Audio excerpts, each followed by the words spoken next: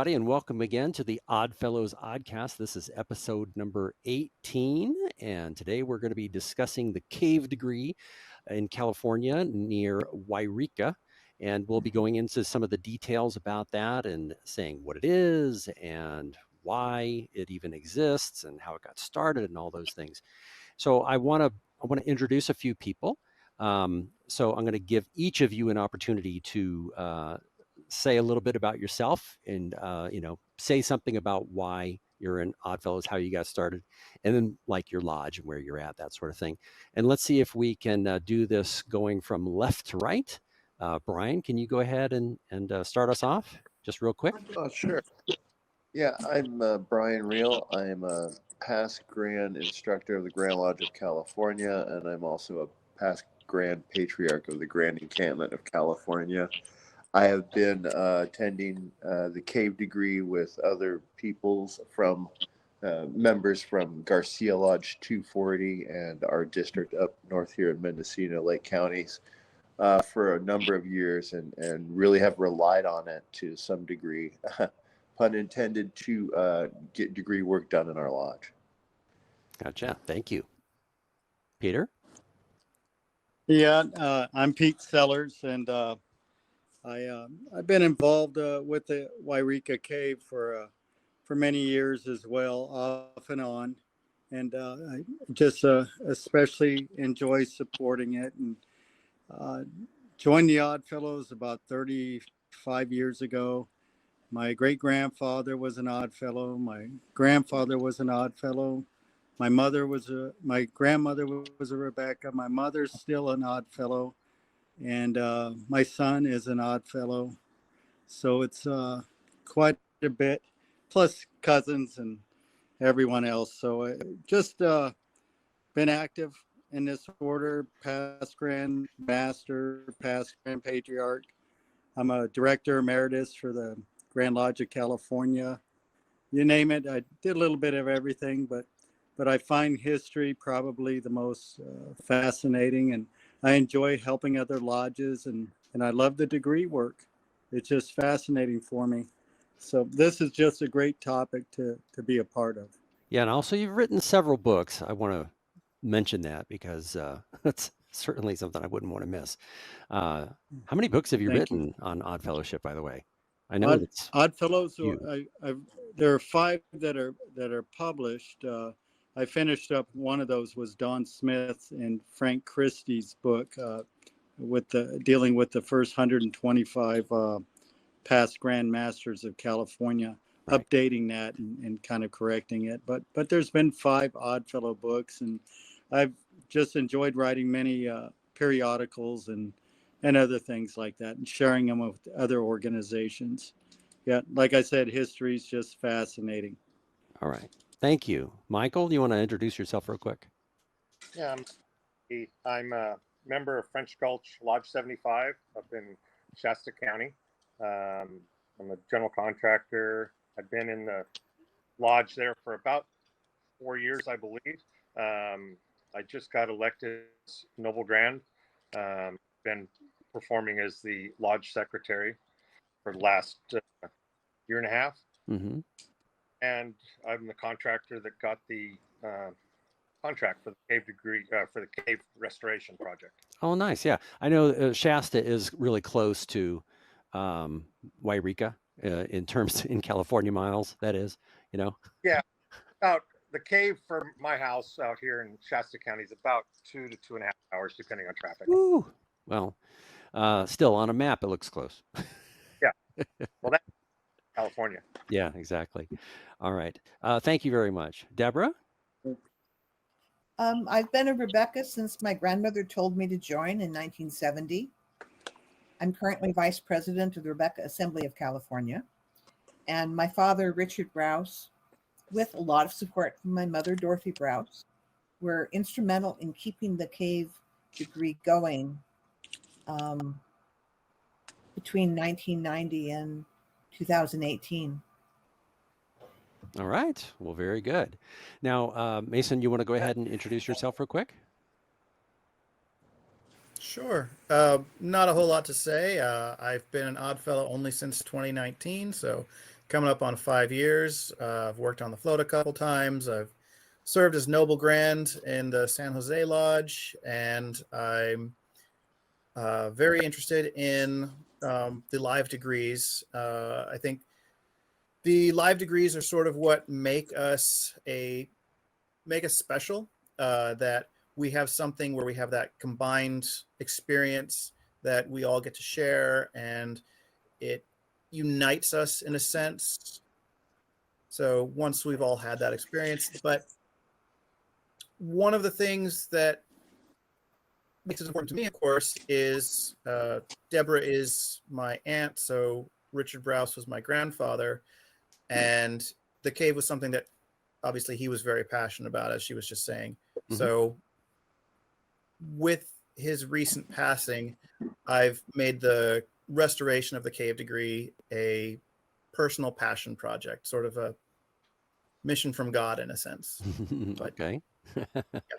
Oh, very good. Very good. I don't have a lot more to say about myself. Okay.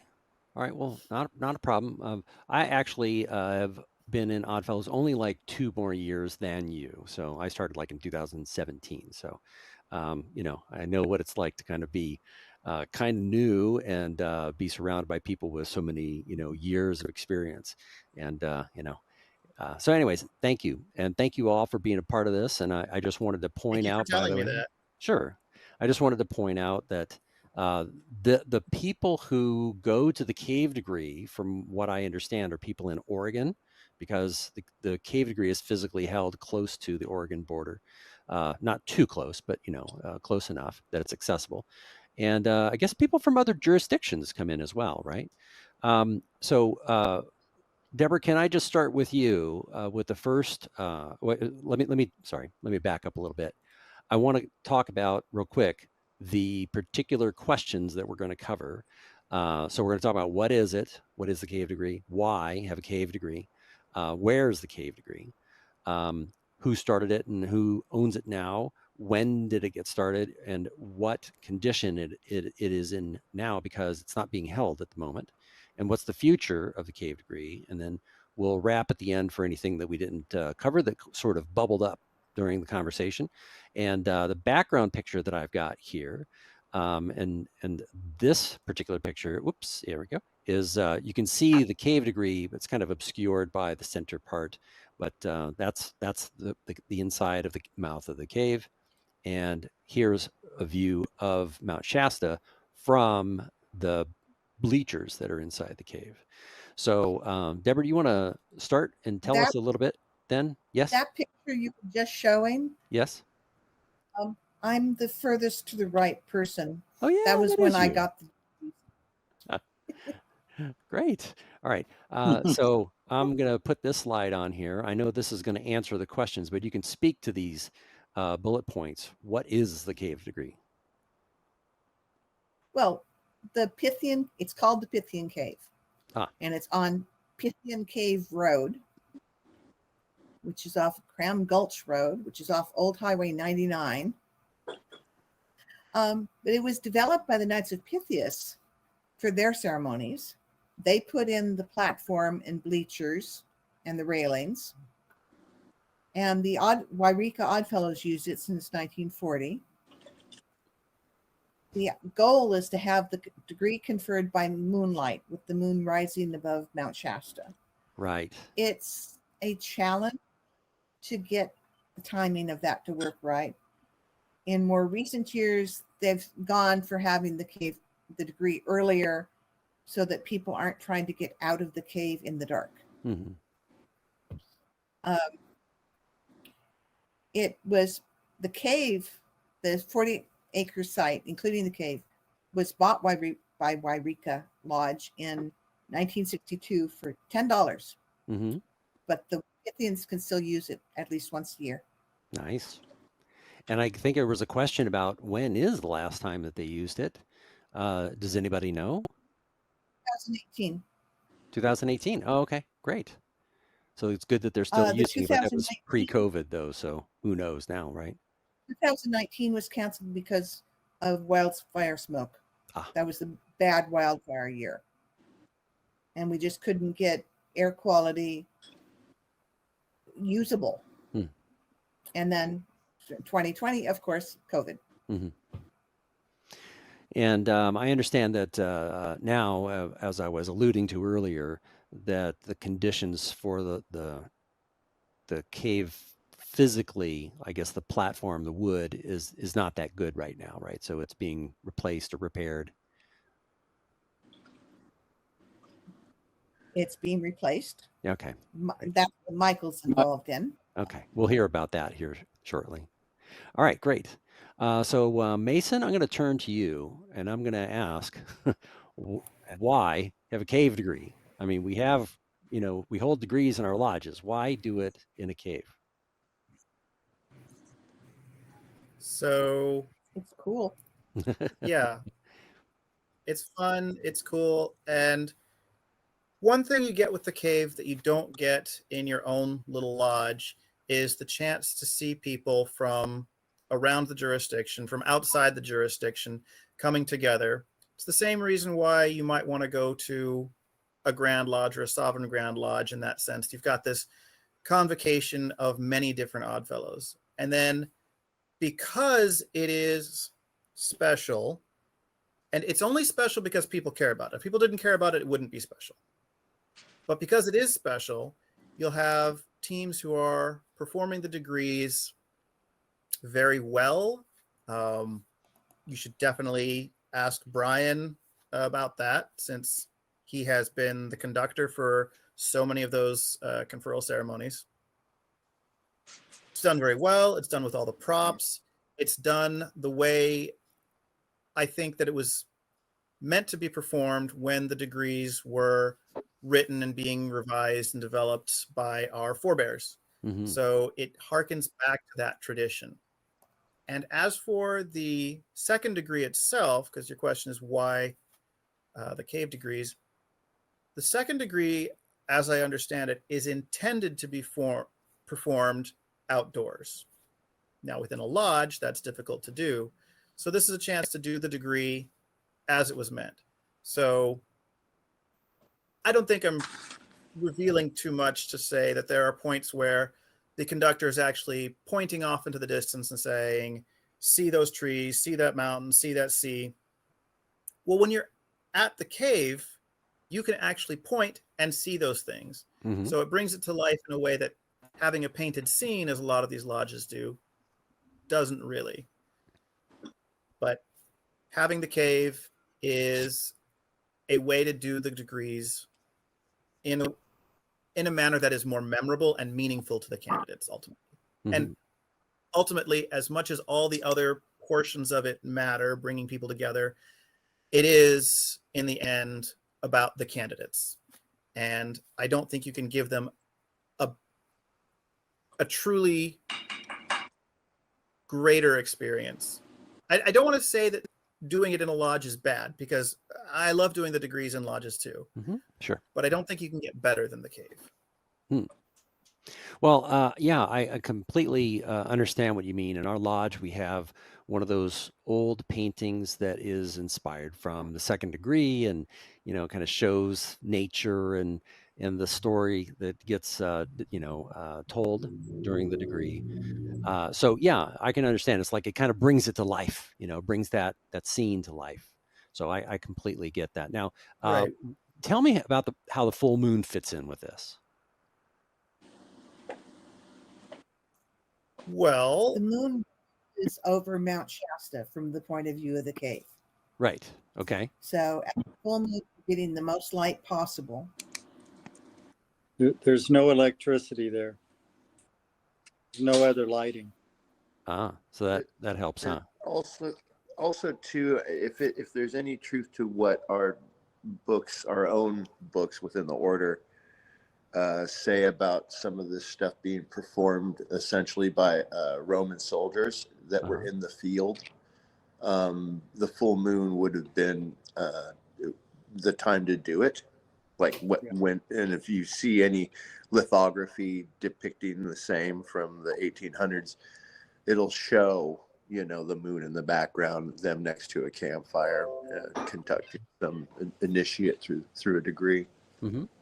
So this is actually, it's historically very accurate. Okay. Well, cool. Yeah. And I hadn't thought about the fact that there's more light, whenever you've got the full moon. And also too, I understand that that there's a timing of it where you can only hold it certain times a year with the moon rising over Mount Shasta, and it sort of lends to the specialness of it, kind of creates a greater sense of awe seeing the full moon rise over the mountain there. So I would imagine it's really a very striking, beautiful Brother view. Joseph, Yes, sir. Yes. I can add a little bit of detail to how we calculate the date. Sure. So I've actually seen my grandfather's files when he was calculating the 2024 date. So he's looking at the direction of the moon, where it's going to be, what time it's going to come up, how full it's going to be on that particular date. So what you really want is the fullest possible moon coming directly over Shasta right around sunset, so that by the time it comes up over Shasta, it's creating this nice, brilliant light. Now, there is not necessarily going to be any particular Saturday in summer, and it has to be in summer because of the weather, and you want the road to be clear and dry and passable. There is not necessarily going to be any particular Saturday that is perfect in terms of the moon, the angle, the timing. So what my grandfather would do is he'd sort of rank the various full moons of the summer and pick which one is likely to be the best. And typically it'll be sometime between May at the earliest and September at the latest. Yeah, and you've got like 4 or 5 full moons during that time, and this needs to be done on a Saturday too, right? So that would narrow It's supposed it down. to be, yeah. Yeah.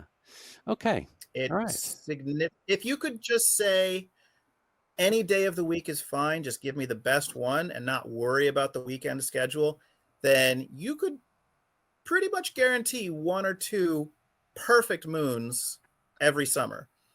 But with that Saturday restriction, it does make it much more difficult. So what we'll end up doing is the best moon available for that summer. It might not be perfect, but it's the best one we're going to get that summer, and we want to do it at some point. Great. Well, thanks for speaking to that. If you're wondering, this year the best moon is Saturday, the 17th of August. Aha. Okay. Well, that sounds like it'll be pretty warm at least, so that's good. All right. Well, thanks for giving us that detail. I'm sure that there's an awful lot of planning that goes into figuring it out. So yeah, I can totally understand. All right. Thank you. So let's go on to where. So I've got a nice little map here of California with Wairika, little green star up at the north end. And then I have another slide here that I created that points out like where the Oregon border is and where the Nevada border is. So you can see there where it says Cave Degree is a little south of where Wairika is. And just in terms of distance alone, Sacramento to Wairika is 257 miles. So that's, obviously if you can make it, then, that's a good place to be. All right. So next we want to cover who started it and who owns it. So Deborah, you spoke to this a little bit earlier. So if you can expand on it any further, that'd be great. Mentioning the Knights of Pythias as the people who started it. Yeah, they originally owned it, and they put in the first improvements. Wairika Oddfellows bought it in 1962.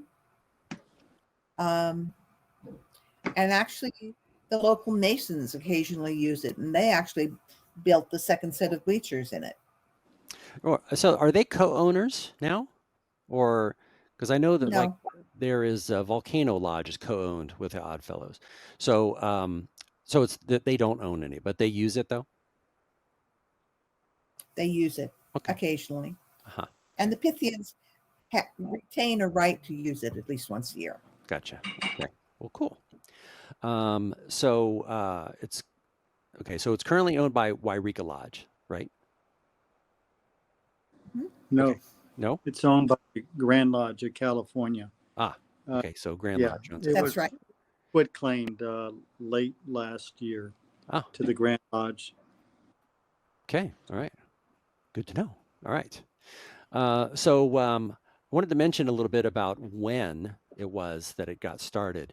So I know that this is kind of like a little bit of a historical sort of flashback to like when, but there were a lot of things that were going on around the time that the cave degree work was started with the Pythians, and that we sort of, probably copied some of the, like maybe the timing of the moon and that sort of thing. I don't know if there's anything that was sort of borrowed that the Pythians were doing that the Oddfellows said, hey, it'd be great if we did the same thing. But when it got started was quite a long time ago in the 20s. Don't know exactly which year it was. But back then, I mean, that was like when King Tut's tomb was discovered. That's how long ago it was. Mickey Mouse first appeared on screen. We had Black Tuesday, which was, the major stock market crash. First talking movie ever. The Prohibition began at that time. Women got the right to vote. So that was definitely a different time, a different era. So going on, let's talk a little bit about what the cave degree conditions are like right now. So the picture that Mike, I picked for the background here, you can see it's just like a hole in the side of a cliff, but it's a really big Mm-hmm. hole. And I haven't been there, so I can't really speak to what it's like physically to be there. I did see some video of it, but I think this question goes to Michael. Michael, you want to talk about the condition of the cave for now? Yeah, so I'll just kind of start with a little bit of history of how I Sure. got involved with this. I got contacted by Joseph Ouellette, and because he was our deputy district up here, and he had been trying to get this thing going so we could get it in some repair for Wairika Lodge, because they didn't have the funds to do all the repairs that were necessary for this before they gave it up. So basically, I got contacted being a general contractor and also an odd fellow. And we got a signed contract with the Grand Lodge on September 15th. And to get started on this, we got some funding from them. And between Joseph Ouellette and Mark Ellender and myself, the three of us have been up there working hand in hand on this project. And as of today, the restoration is about 90% done. Oh, good. And that's giving us 8 working days up there. We've done it in 8 working days. We had 4 other individuals helping us, younger gentlemen that have a lot of energy. And so what we've done basically is the first 12 feet of that deck that were out in the weather area has been completely removed with all the framing. It's all been reframed, new support framing, all new Doug-fir deck boards. And both stairways have been rebuilt using heavy timber stairs, 4x12s, and all the sides. That's where we're at right now. That is what's done right now. Now, Okay. what is left to do to get the thing completely up and running and safe is we have to add a little bit more blocking and a few more support beams underneath where we didn't have time in the last trip up there. We're going to do metal railings across the whole front so that it's still open and we're not blocking the view with like the hog panel type 4x4 or 4x2 openings in it. So we're still getting that good view from, out over Mount Shasta. And then some handrails going down the stairways and the railing there also. That's kind of where we're at with what's left to do. Let's see. And then we want to pour some concrete landing at the bottom of the stairways, so we have a nice solid spot where the stairways land. Sure. We have some burning and some brush and debris to do to clean the area up. And there's some minor repairs to the back, the older part of the back deck area, where they've had a big chunk of rock fall off the ceiling and actually came down and put a hole in the deck. And they had a plywood over it. Well, we just got to go in and replace some of that framing, but that's back in the deck where it's not really weathered. It's just old material. Let's see. And then, of course, then I'll answer any questions up to that point, and then I'll talk about some other stuff on some future stuff. Yeah, I got a question for you, just real Michael, quick. is that Can you just tell me real fast, like what percentage have you replaced of what was there? Well, the front 12 feet all the way across the whole width of the cave has been replaced. Okay. And that's everything that was getting weathered. The other stuff is just old lumber. It's not in disrepair, so to say. Eventually, I would like to replace that, but that's not structurally required to make it up and running. So we can get it this summer. Maybe look at future funding to do the other stuff. Cool. All right, great. Thank you. Somebody else had a question? Yeah, I think Mason, you had a question. I wanted to ask about that rock that had fallen from the ceiling. Is there any risk that needs to be braced in any way? Is any more rock going to No, it's that kind of, I call it conglomerate rock. It's it's kind of like the rocks kind of welded together with sand. Looks like it's cemented, and that's what it is. And it just happened to have one that fell out, and it looks like it had fallen out years ago.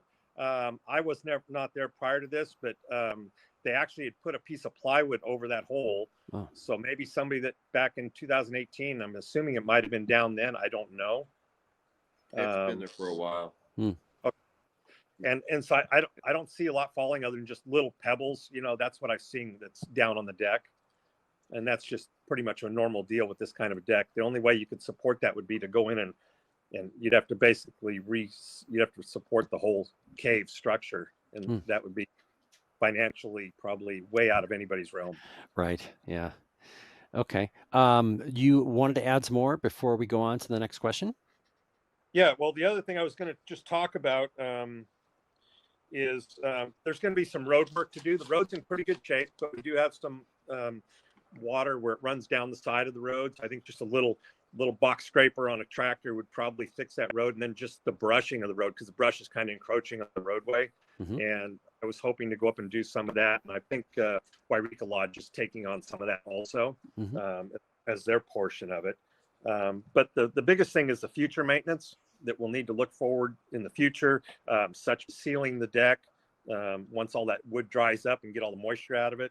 Of course, more road work, and then some cleanup up in the area. It's not really required, but a lot of the old lumber and debris has gotten kicked over the banks over the years, and that probably should be all cleaned up to make it look right and be good stewards of the property. And then up on the top, up in the seating area, some of they have church pews up in there is what they were, and some of them are in disrepair. Some of them just need to be sanded down and resealed.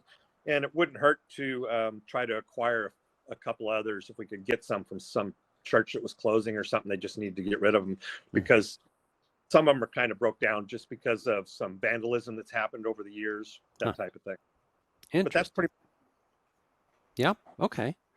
Yeah, unless you have something else to add, I can turn to Brian. And by the way, I wanted to point out that this particular slide, this is Brian in the middle of the picture.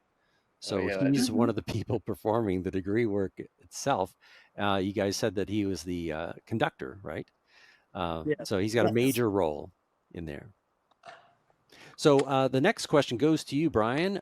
Tell us, what is the future of the cave degree? And by the way, this is some of that decking work that Michael was just talking about that's being worked on right here.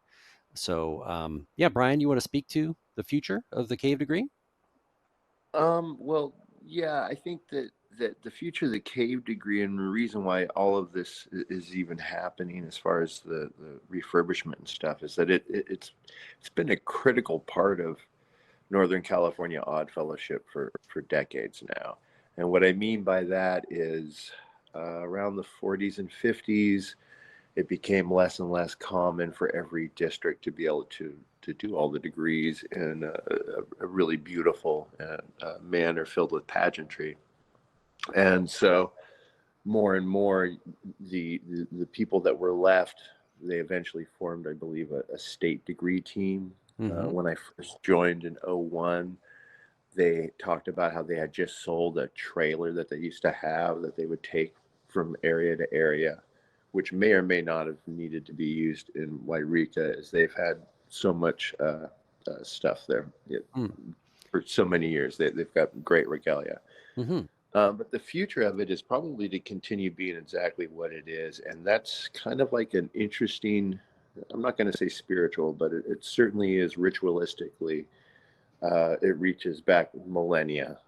As far as, especially that time of the year, the barley moon, those rituals, if the Romans were borrowing them as we claim they were and then pass them down to us, that is the time of year that you would perform this degree.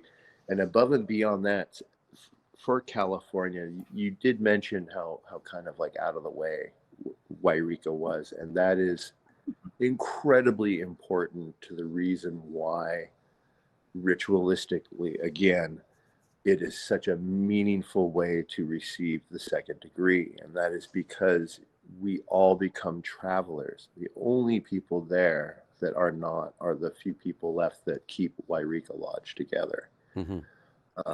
And so you actually, everyone there kind of is embodied in the candidate for that degree. So whether people realize it or not, while it's happening to them, it's a, you know, it's like looking in a mirror that's reflecting in a. I think you cut out there. Yeah, Brian, you cut out. Do me a favor. Can you just repeat that again? Yeah. Can you hear me now? Yeah, I can hear you. You just cut out for like 3 seconds there. And what was what did I just finish saying there? What did you miss? We're all travelers. Yeah, you were saying we're all we're travelers. all travelers. Yeah. Absolutely, yeah. So that is the degree. It's about travelers, you know, in the night. So in addition to it just, you know, reaching back millennia, it makes every single one of us a real participant in it, just by observing, regardless of not if you're the candidate that gets to be walked around by the conductor or not.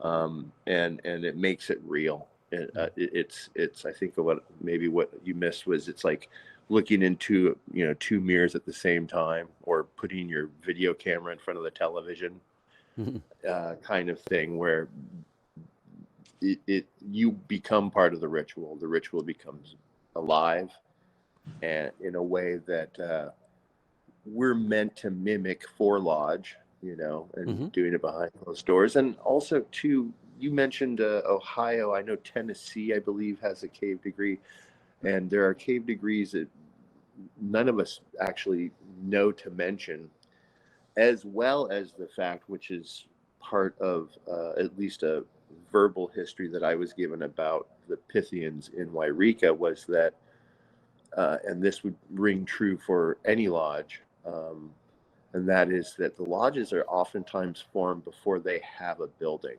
Mm-hmm. And so that is how this is like intrinsically part of every fraternity, really. Mm-hmm. And especially ours, you know, I mean, they say we started in a tavern. Well, that's a great example. It was in a tavern because they didn't have a lodge, obviously, right? Right. And anciently speaking, it would have been by a campfire. So I think for California at this point, getting the degrees viewed by candidates in this manner is very dramatic, and it leaves a lasting impression on people. And that's why you have the ability to get all of us immediately to jump up, no matter how long we've been involved in it. As long as you've been at least once, there's something magical to it that kind of ties it all together as far as the fraternity aspect of it. Yeah. Now, I'm going to move on to the last slide, and this is going to be kind of like a free-for-all sort of thing, and asking, is there anything else? Did we miss anything? And there was one thing that didn't get covered, and I wanted to make sure to cover it, because I had a misconception about the cave degree, and that was that all of the degree work after the initiatory, so first, second, and third degree, were performed at the cave. So after having done a little research on this, I found out that there is an initiatory degree and a first degree that's done in Wairika Lodge. And then in the evening, you go to the location for the cave degree, and then you do the second degree. And then the next day, there's a breakfast at the Wairika Lodge, and then you have your third degree. So that way you have all of your degrees in the Oddfellows level, the basic lodge level. So yeah, that was a misconception that I had. All of the people who had talked about it made it sound to me like, oh yeah, well, get all your degrees at the cave. And I'm like, oh, okay, sounds great. So so that was kind of a misconception. I'm glad that I had a chance to throw that in and mention that. Now, when I was asking about, like what the future of the cave is, I just want to point out that these changes of adding the initiatory degree and first degree and third degree were fairly recent. So, Deborah and Mason, I think you can both speak to that a little bit. You want to talk about how those came about and like when and why? Richard Rouse came up with, after hearing for many years from people who came for the second degree, and said, we had other people that would have loved to come, but they haven't gotten their first degree or they haven't been initiated yet. And Wairika Lodge decided in 2004 to start adding the first and second degrees. Adding the third degree on Sunday morning started in 2008. Huh. Yeah. Well, I think it was a great decision to do that. Oh, and now that we're on the subject, and you've kind of put it out a little more plainly, our current Grand Patriarch would also like to do some degree work out at the cave as well, and so even other branches of our own order who have been involved, maybe those individuals are looking for other ways to incorporate it, especially into any of the degrees that take place outdoors. Yeah, encampment Yeah. degrees would make a lot of sense there. And you Absolutely. probably want to use Brian as the as to do the unwritten work. He's actually outstanding. I've known Brian for about what do you think, Brian? 20 plus years. Yeah, We've been yeah. Right after I joined, I met both you and Richard. our concentration was degree work and getting everything to Brian, degree robes, anything he needed with that paraphernalia to confer those degrees, because we try to get it to the best place possible. And Brian bringing that to the cave and doing his wonders there has made that cave something special. I'd like to backtrack a little bit, but there were many members of the lodge who were also members of the Knights of Pythias, and they even had the presiding officer of the Knights of Pythias. His name was William Jewett, and he was probably instrumental from the 1940s on to when it became an emphasis on the cave.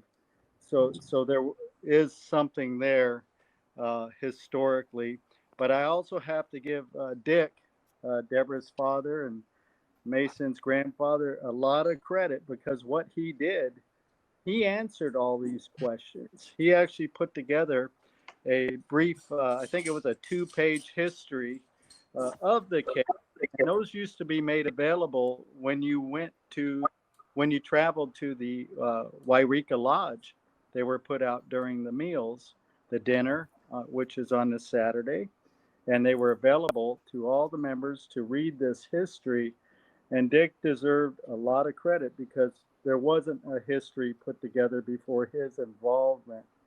And you're right, the degrees were added as we went, as we moved along, and we've had some wonderful times there as these members and everybody who has been there, who has put these things together to bring the members up to Wairika. This is a treasure. It is such a fun trip to bring 50 to 70 members up to the cave, up to the town of Wairika. For those who just want to participate in the initiatory degree, the first degree, and they've been to the cave or there's not enough room to take them up to the cave, they can do other things as well if they don't need that second degree. The town of Wairika is fun itself, and getting up there is a nice trip as well. You can stop at waterfalls or the Castle Craigs, or you can do things along the way. It's an excellent trip for a lodge event coordinator to look at. I have been waiting. I have been waiting to bring 70 people up there for 4 years now, and we really need to get 5 years. We need to get this back on track, because now we're finding members who haven't been up there.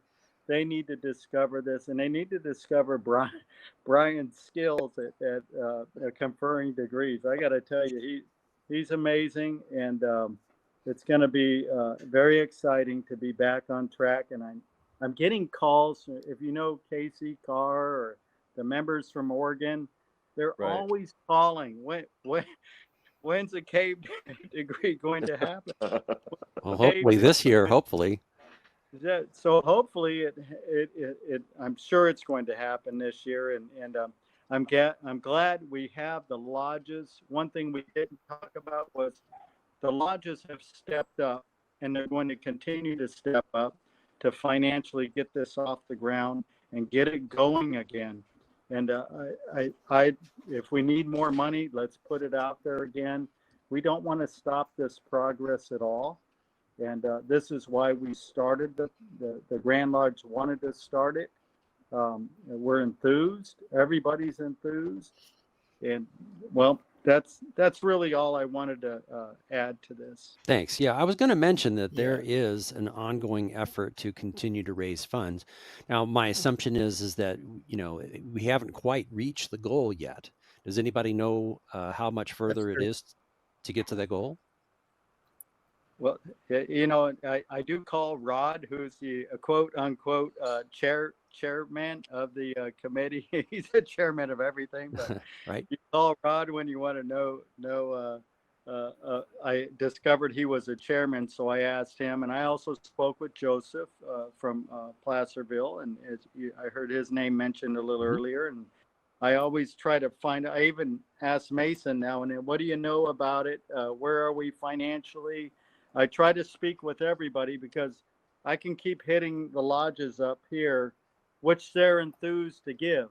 Okay, it's not something you have hard at. You just need to let the lodges know we need a little bit more money, even if it's $50 from 20 lodges, if it's $100 from a member. Every little bit is helping, and it's adding up. So.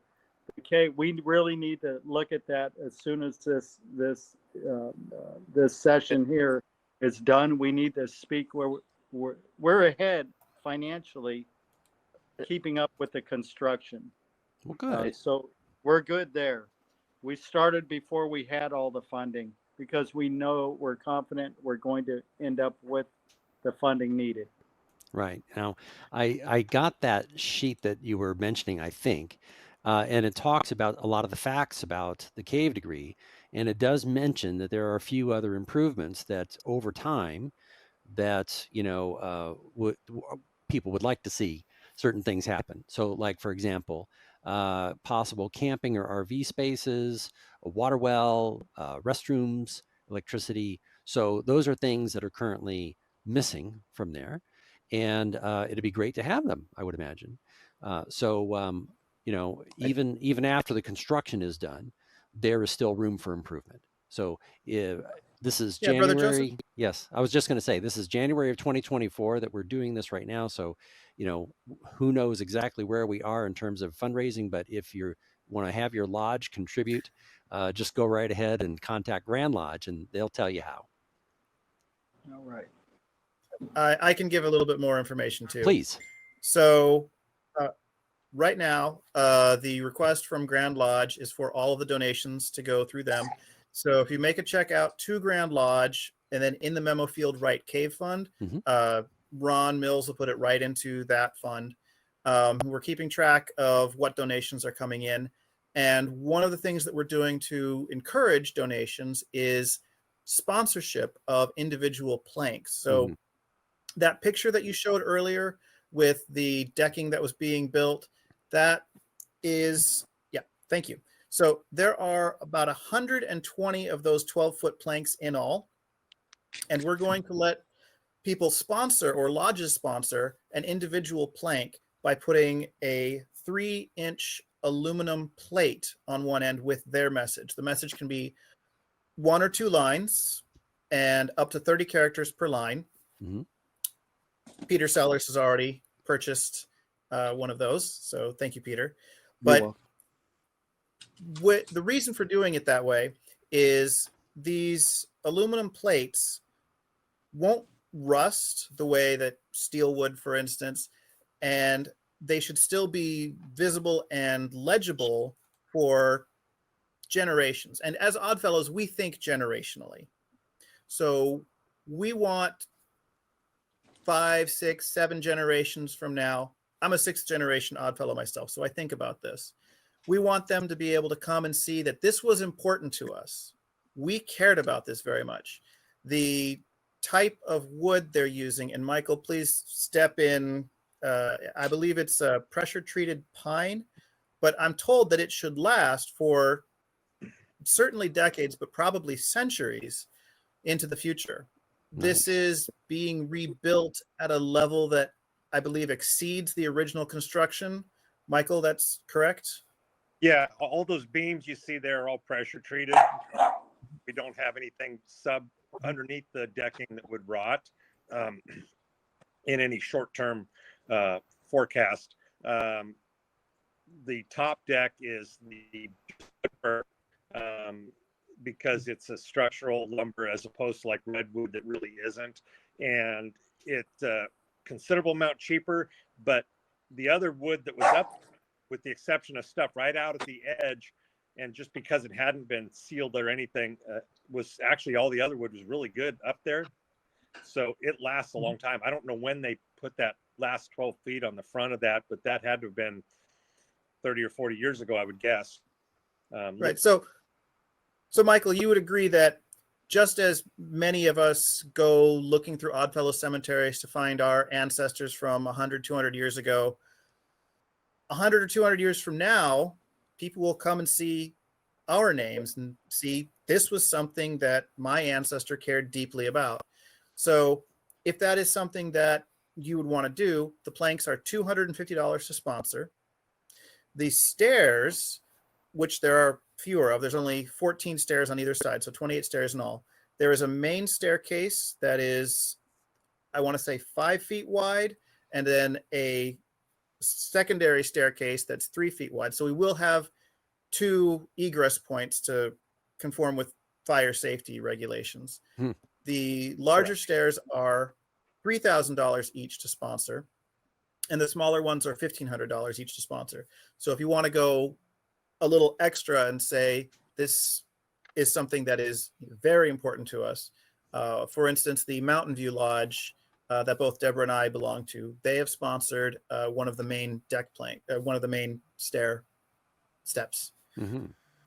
But this is something that you can do. There is a form that has been distributed to the secretaries of every lodge.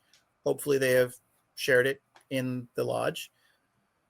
You can fill it out, send in a check for the appropriate amount, and have a way to connect yourself or your lodge with the cave restoration project.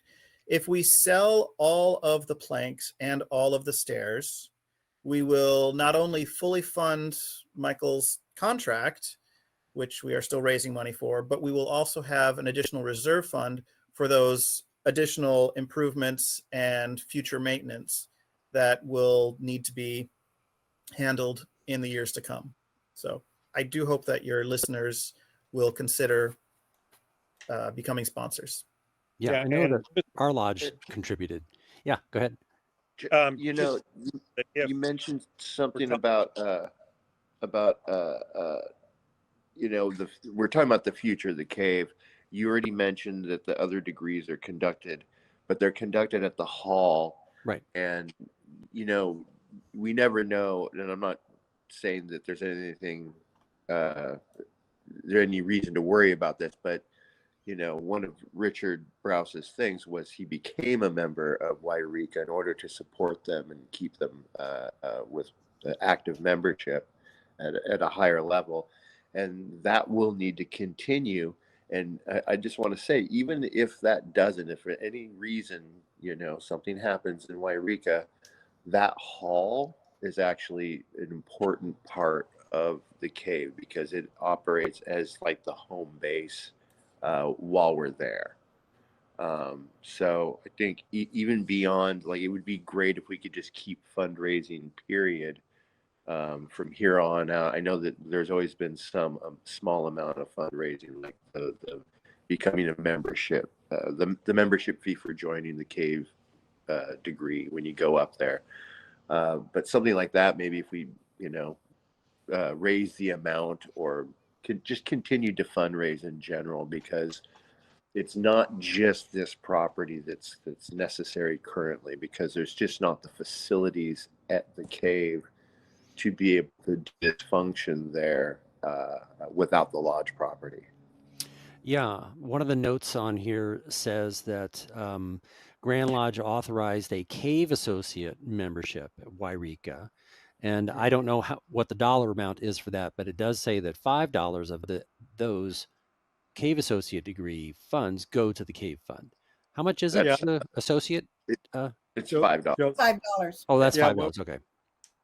we've also been discussing, I know I spoke with our Fred Doling, actually his idea. He approached me and we were talking about drafting legislation this year and putting in a bill for enhancing that associate membership to Wairika, or even call it something else, the cave degree fund, something we're going to try to tie it into where they can generate additional funds.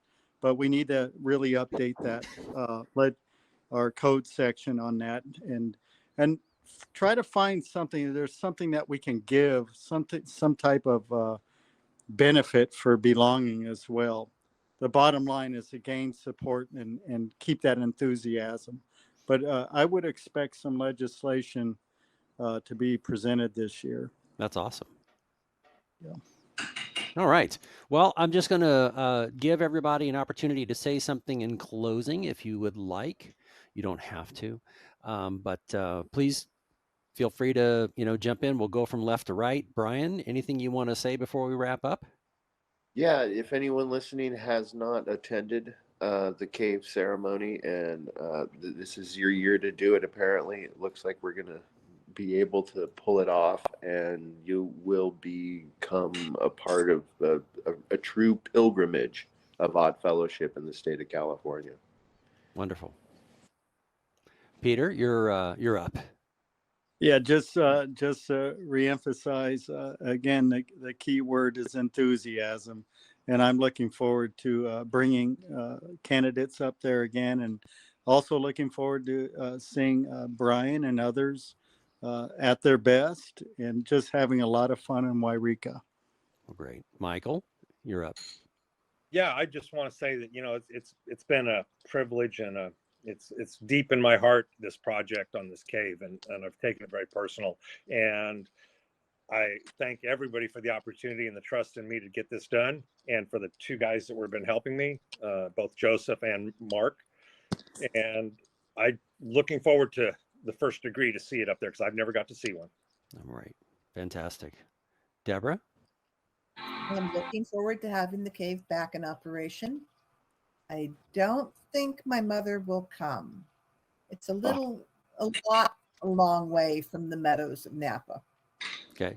So as far as we know, are we on for 2024 for August? We have dates set for August and September. We have dates. Wairika's approval. Yes, we are awaiting Wairika's approval. That's all I was going to say. Gotcha. Okay, wonderful. Thanks. Mason, you want to say something real quick?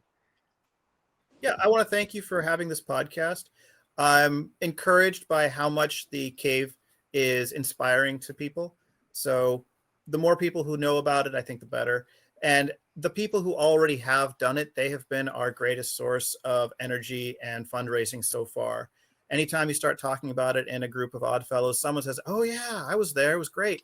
And it has touched so many people. I had not realized just how influential the cave was within the order until I started getting involved in this way. I am going to be working on putting together a degree team. Brian, I think you're going to be doing that with me. All right. So for those who are interested in possibly being part of that degree team, you can reach out to me. You can find me on Facebook. I'm fairly involved with the California Oddfellows group and the Golden State Oddfellows groups. So I am always open to people who say they can memorize lines and are interested in doing some practices and putting in some time. Right. I think pretty much everybody here can be found on Facebook in either, the California Oddfellows group, or there's Golden State Oddfellows, I think, also. So, yeah. So I'm sure that people can be pretty easily reached if you've got more specific questions for anybody that is on this particular podcast episode. And I want to just remind y'all, if you're watching or listening, please click the subscribe button and make sure that you press that like. And be sure to share this with people that are Oddfellows, or anybody who's interested in Oddfellows, because we kind of do odd things that are kind of fun. So thank you again, everybody. Thank you all for your time, for joining me today. And we'll see you next time. All right.